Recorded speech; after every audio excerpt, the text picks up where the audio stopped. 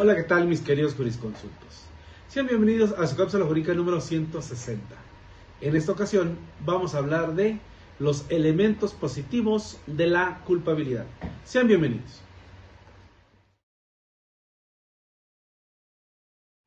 Como hemos explicado en otras cápsulas jurídicas, debemos analizar qué es el delito. Y hemos señalado que para que exista un delito se necesita de un elemento y tres presupuestos. Antes que cualquier cosa se necesita una conducta y que esa conducta sea típica, sea antijurídica y sea culpable. Sí y solo sí tendremos los elementos del delito. En diversa cápsula también señalé que para definir de manera sencilla y práctica el elemento culpabilidad basta con señalar que se trata de el juicio de reproche.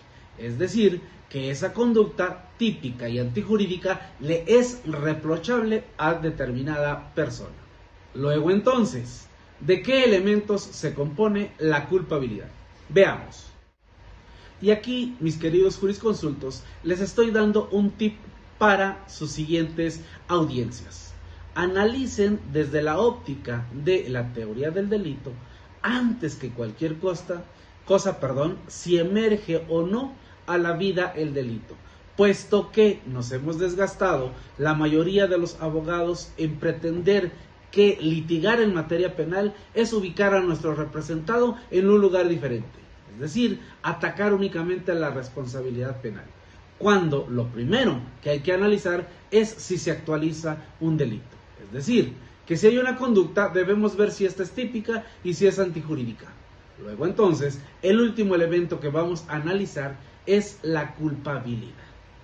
Como les decía, la culpabilidad se refiere exclusivamente a la posibilidad de reprochar penalmente al autor de un acto típico antijurídico en su comisión. Es decir, que se debe tener en cuenta las circunstancias o las condiciones en que este sujeto activo ha desarrollado la conducta. Además, debemos tener en consideración las circunstancias particulares de su autor. ¿A qué me refiero con esto? La culpabilidad exige una valoración del comportamiento humano. Ese comportamiento al cual le llamamos juicio de reproche consiste en la valoración que se hace cuando el individuo ha cometido un hecho ilícito. Es decir, que debemos analizar que existe una conducta, que esa conducta ya fue típica y que es antijurídica. Pero veamos las circunstancias particulares del hecho y las circunstancias particulares del autor, si nos va a ser posible hacerle ese juicio de reproche. Es decir, si podemos establecerle y exigirle esa conducta a determinado individuo. La determinación de la culpabilidad, mis queridos jurisconsultos, conlleva una serie de juicios de valor sobre el sujeto activo, es decir, sobre la posibilidad de actuar de un modo distinto, que conllevan a determinar tres elementos que se dan de forma simultánea para establecer que una persona o que un sujeto es culpable. ¿Y cuáles son esos tres elementos? Primer elemento, la imputabilidad de esta persona. Es decir, que debemos hacer un análisis de la concurrencia o de ausencia de causas de inimputabilidad. Es decir, que para que exista este juicio de reproche, lo primero que debemos saber si esta persona es imputable. Como primer elemento de la culpabilidad tenemos a la imputabilidad. Segundo elemento, conciencia de la antijuridicidad.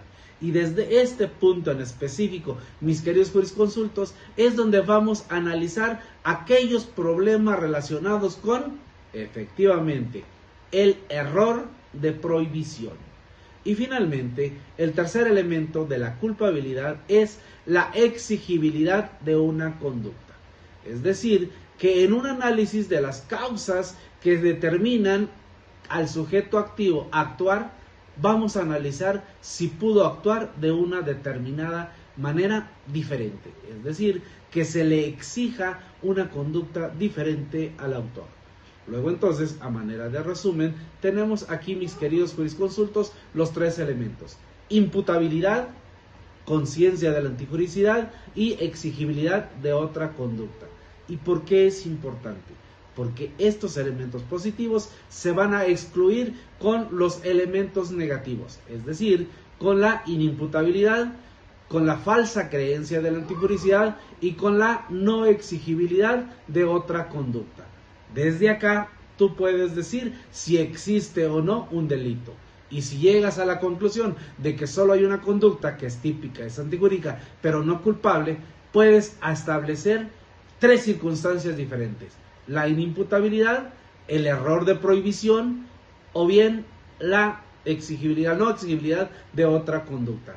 Pero, como hemos visto en videos anteriores, el error de prohibición es muy común al momento de que nosotros llevemos a cabo una defensa en materia penal.